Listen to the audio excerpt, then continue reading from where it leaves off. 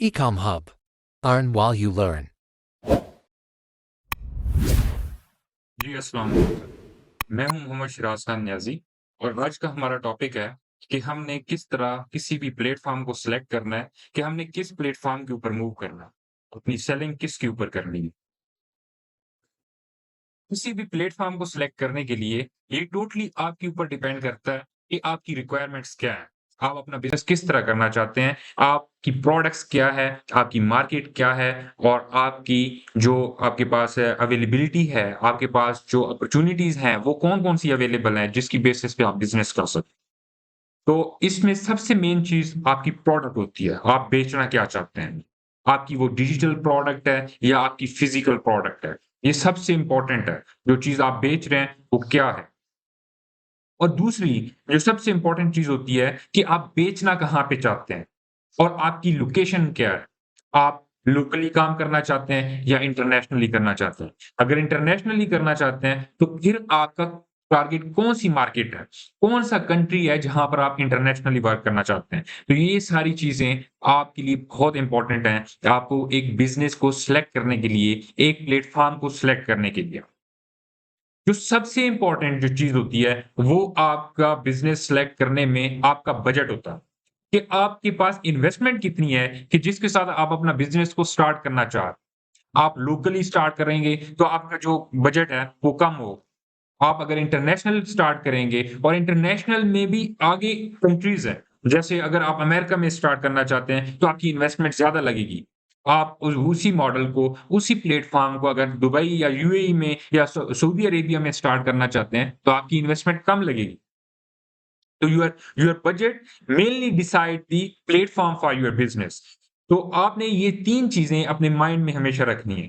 Product, आपकी market place जहाँ पर आप काम करना चाह रहे हैं, इंटरनेशनल है या लोकल है और तीसरी चीज़ आपका बजट, आपके पास पैसे हैं, जिसके साथ आप अपना बिज़नेस को स्टार्ट करेंगे। कोई भी बिज़नेस आपने स्टार्ट करना है, तो आपने एक चीज़ का बहुत ख़्याल रखना है कि क्या आप उसकी डिफ़िकल्टीज़ को, उसकी रिक्वायरमेंट्स को पूरा कर सकते हैं कि नहीं कर सकते।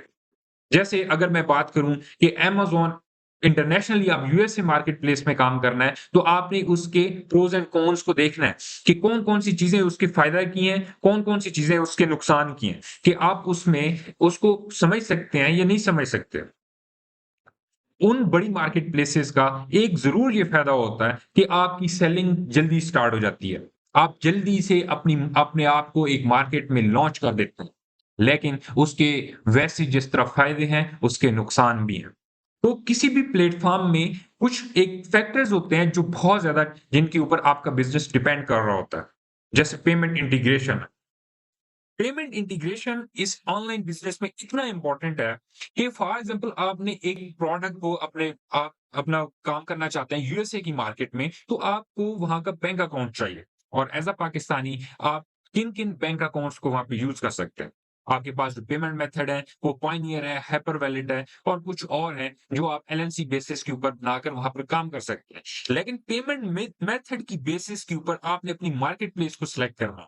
ऐसा ना हो कि आप यूएसए या बाहर की कोई ऐसी मार्केट सेलेक्ट कर लें कि बाद में आपका सारा खर्चा भी हो जाए और फिर आप ये सोच रहे हो कि आपने पेमेंट मेथड अटैच कौन-सा करा। आपने किस तरह अपनी पेमेंट्स को रिसीव करना है कि वहाँ के बैंक अकाउंट्स ही आपके लिए पॉसिबल ना हो वो चीज़ लेना।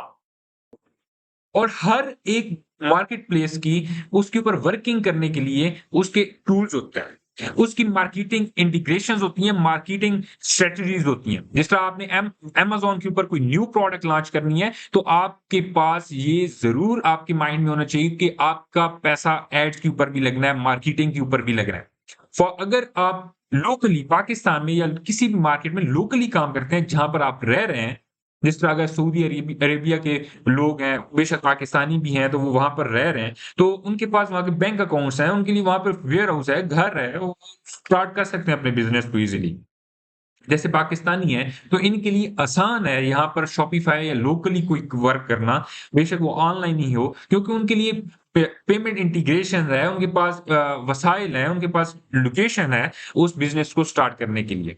तो ये जो फैक्टर हैं, पेमेंट का, वहाँ की मार्केटिंग का, वहाँ के वेयर हाउसेज़ का, ये चीज़ें आपने अपने माइंड में रखनी है कि क्या ये आपके लिए पॉसिबल है कि ये आप अरेंज कर सकते हैं?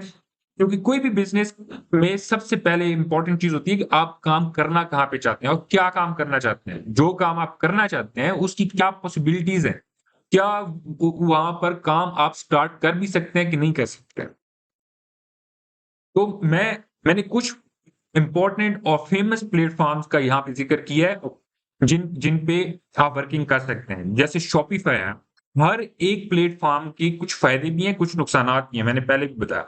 शॉपिफ़ाई में अगर आप पाकिस्तान में करते हैं, तो सबसे जो इसका ज़्यादा फ़ायदा है, एक तो उसका सेटअप ईज़ी है, आपके पास सारे पेमेंट मेथड अवेलेबल हैं, आप लोकली बैंक अकाउंट्स में ले सकते हैं। आपकी इन्वेस्टमेंट स्टार्ट में कम है। आपका यहाँ पर आपका वेयरहाउस अपने घर को यूज़ कर सकते हैं प्रोडक्ट्स के लिए, तो शॉपिफ़ाई आपका स्टार्ट करना ईज़ी है। इसके बाद कुछ वूकॉमर्स है, आप उनके ऊपर अपनी वेबसाइट को लॉन्च कर सकते हैं, जिसमें जस्ट आपकी होस्टिंग की रिक्वायर्ड होगी। विक्स है, बिग कॉमर्स है। तो ये कुछ ऐसे प्लेटफ़ॉर्म्स हैं जो मैंने यहाँ पे लिखा है। इंटरनेशनली भी अगर आप करना चाहते हैं तो वो अमेज़न, वॉलमार्ट, ईबे, ऑनवे, ये काफ़ी प्लेटफ़ॉर्म्स हैं जिनके ऊपर आप ऑनलाइन अर्निंग कर सकते हैं। तो हर प्लेटफ़ॉर्म के अपनी रिक्वायरमेंट्स हैं। आप उसके ऊपर बिज़नेस करते हैं, तो उसके हिसाब से आपने देखना है कि उसकी जो रिक्वायरमेंट्स हैं, आप वो पूरी कर सकते हैं। उसका बजट वेरिएशन है हर हर मार्केट प्लेसेस की। तो ये फैक्टर्स हर मार्केट प्लेस के डिफरेंट हैं और इस इन फैक्टर्स को माइंड में रख के आपने अपनी एक मार्केट प्लेस और मार्केट प्लेस के आगे उसका जो मॉडल पे जिसके ऊपर आपने वर्किंग करनी है, इसको आपने डिसाइड करना है। तो अगर मैं समराइज़ कर दूँ इस सारी चीज़ को कि आपने कोई मार्केट प्लेस या प्लेटफ़ॉर्म को सिलेक्ट करना है, तो आपने क्या-क्या चीज़ें देखनी है। सबसे पहले जो आपने प्लेटफ़ॉर्म सिलेक्ट करना है on the basis of product, market and budget, ये 3 चीज़ें सबसे इम्पोर्टेंट हैं। नंबर 2, आपने उसकी वे ऑफ वर्किंग देखनी है कि वो कितना टफ है। आपने जो लोग काम कर रहे हैं उनसे थोड़ी गाइडेंस ले लेनी है कि मैं ये फलाँ मॉडल को स्टार्ट करने लगा हूँ। इसमें कौन से फ़ायदे हैं, कौन से नुकसान हैं, कि ये कितना ईज़ी है वर्किंग में और इसमें क्या-क्या चीज़ों की रिक्वायरमेंट होगी मुझे। कौन-कौन से टूल्स होंगे जिनके ऊपर आपको वर्किंग आनी चाहिए और मैं अपने नेक्स्ट लेक्चर्स में आपको बताऊँगा कि अमेज़न पे कौन-सा टूल कैसे वर्क करता है, वॉलमार्ट पे कैसे करता है, अगर आपने शॉपिफ़ाई करना है तो शॉपिफ़ाई पे वो टूल कैसे वर्क करता है। तो आपने स्टार्ट में ट्राई करना है कि वही टूल्स ढूँढें, मैं आपको नेक्स्ट लेक्चर्स में फ्री टूल्स का भी बताऊँगा जो आपको बिज़नेस में हेल्प दे सकते हैं। तो आज के लेक्चर में हमारा यही था कि हमने कोई भी बिज़नेस स्टार्ट करना है, तो उसकी रिक्वायरमेंट्स को देखना है।